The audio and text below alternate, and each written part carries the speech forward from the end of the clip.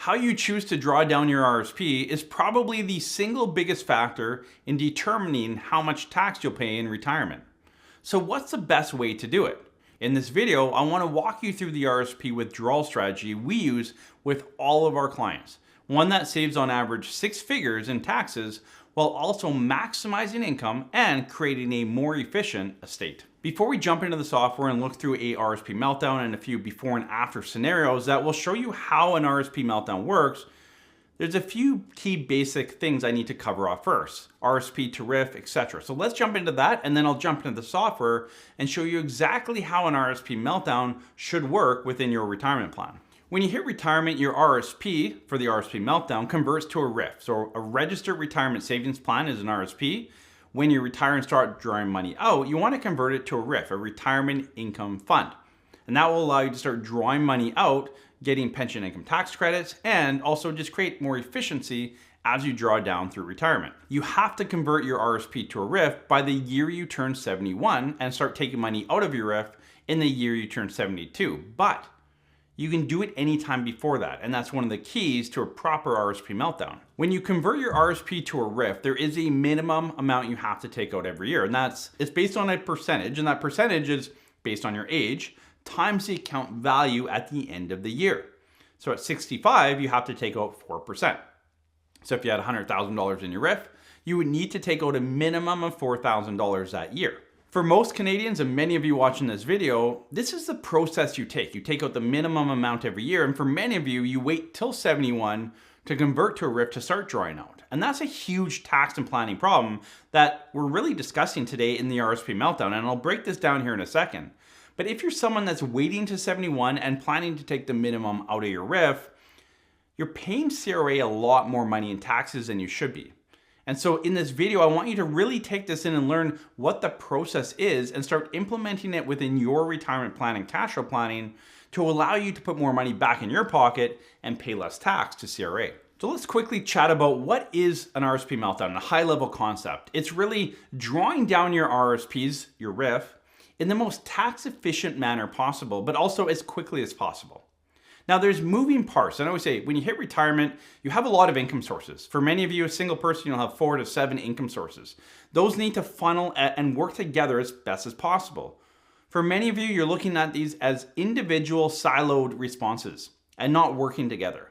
And that's where, when you look at an RSP, you have to look at, well, if I'm going to draw down my RSP, then I want to do this over here and this over here. And there's a lot of moving parts. And again, I'll break it down here in a second to help simplify it for you. But when we talk about RSP Meltdown and the tax savings, that's where we get a lot of our tax savings for our clients. So RSP Meltdown creates a lot of the tax savings and the benefit of doing deep planning within your retirement plan. And we're looking at cash flow planning, tax planning, and your estate planning, because all of this has to come together to put more money back in your pocket, less money to CRA, and create a better estate situation. So if there is anything left at the end of the day, it passes to your loved ones and not back to the taxman. So let's jump into snap projections, which is what we use for our planning software here. And we're looking at a 60-year-old couple. Now again, the RSP Meltdown works for couples, individuals, regardless of age, regardless of assets. Now we do have once in a while, and again, it's a 1%. The RSP Meltdown works for 99% of you, probably 99.9% of you. But there is that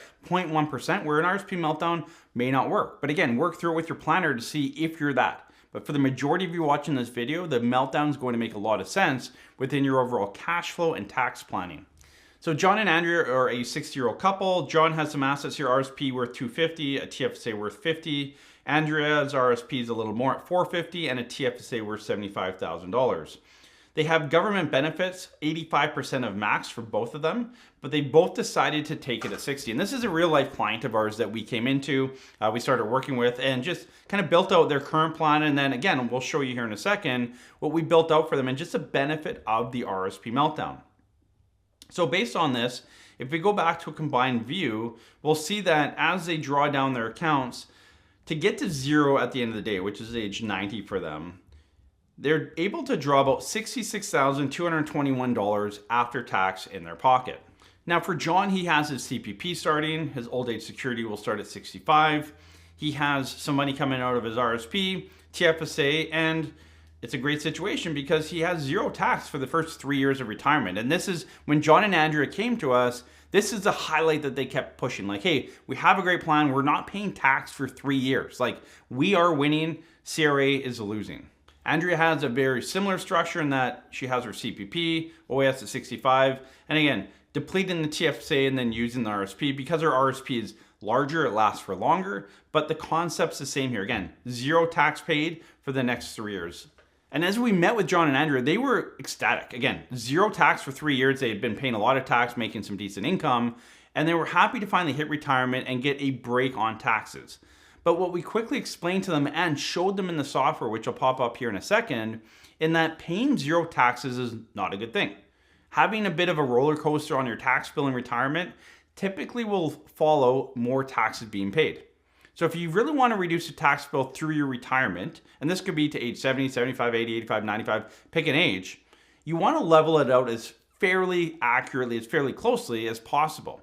So if you can create your average tax rate to be within 2 or 3%, you're going to have a much better plan. And within that, you need to do the RRSP Meltdown and look at if that makes sense for you. Some other issues within John and Andrea's plan that we saw were that, again, their tax bill is 0, then it's up to 12, then 8, then 5. It kind of levels out at 5 throughout, but really choppy early on. We also are depleting the TFSA accounts really early, so after those first 3 years, there's very little to no flexibility in if they have an expense, a larger expense, they're going to have to pull it from their registered account, which is not a great situation to have. You can also see the tax on estate. So on the very right-hand side, this is just Andrea's. You can see even into her 80s, she has a 6-figure tax bill. And when we look at it combined, you can see their tax bill, even into their 80s, is up over 100,000. It only drops below 100,000 at age 84. So again, a large tax bill on their estate, not a great tax plan, even though they see it as one because they're not paying tax early on.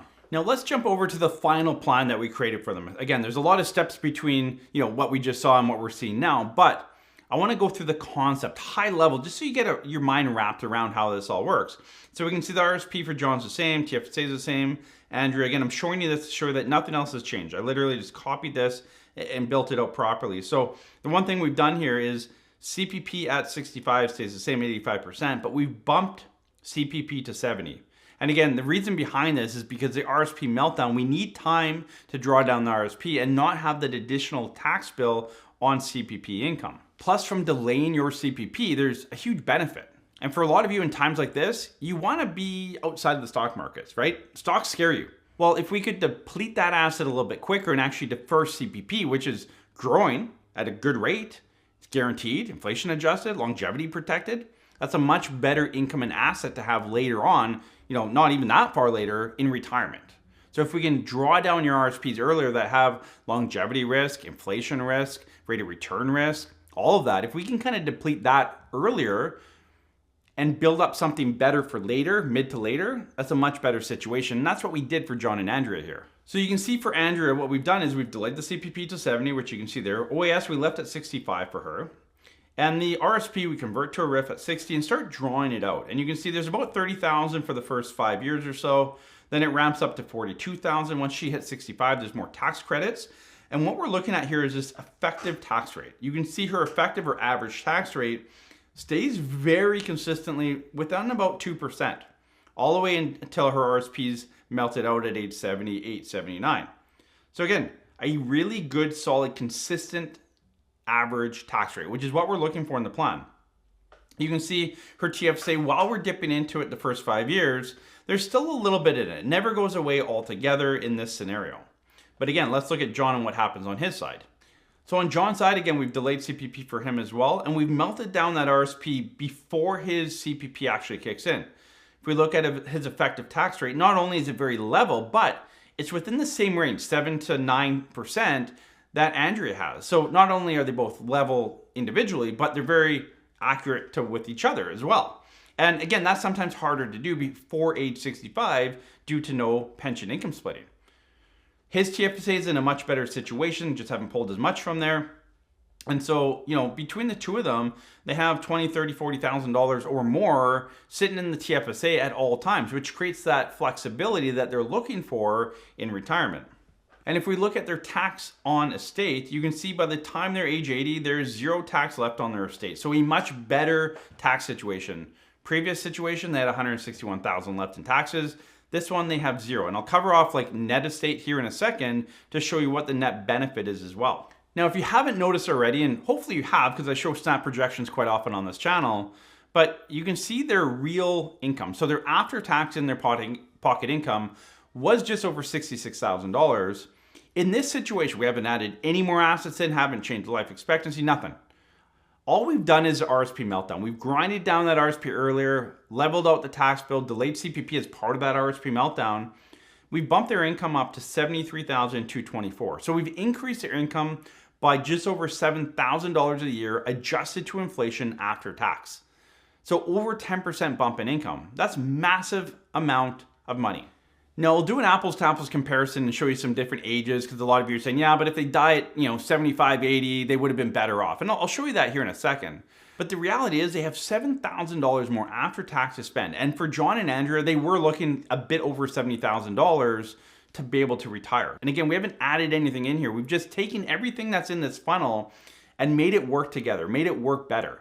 Now, again, I see a lot of videos out there and chit chat around there around the RRSP Meltdown of, you take money from here and you borrow and you tax deduct the interest and this and that. And it's super complicated. In fact, one of the strategies out there, basically 3X's your investment. So the advisor who's managing your money, in theory, has 3 times the investments to manage. Thus, he tripled his income off of your portfolio. Again, it's leveraging, it's moving over here, it's borrowing against this. He's just puffing up your account value to get more fees. I'd rather keep it simple, and simple works. And we do this, hundreds of times a year for clients. We know it works. And we can see here, John and Andrea got $7,000 more every year after tax for the rest of their life, adjusted to inflation. And I'll show you what that exact number means for them here in a second. So the RRSP Meltdown doesn't have to be a complicated process. The high level idea is, how do we draw down or deplete our retirement income fund, RRIF, LIF, as quickly and as tax efficiently as possible. And typically that means you start drawing it out at a fairly decent rate as soon as you retire, or the year after you retire. Now, in combination with that, it typically will make sense to defer your CPP, maybe defer your old age security. Might be a bit of a clawback in there you want to look at. Everyone's situation is very different. But this is a very simple way to do an RRSP Meltdown that is just as effective as anything else out there. Again, the concept, and I'll say it again, draw down your registered retirement savings plan, your RRSP or your RRIF, or your LIF, any retirement savings, as quickly and as tax efficiently as possible. Now, how do you know if it's tax efficient? That's where you look at that effective tax rate or your average tax rate. Is it fairly level? Is it within 2 or 3% while you're melting it down? That'll give you a good test to see if it is.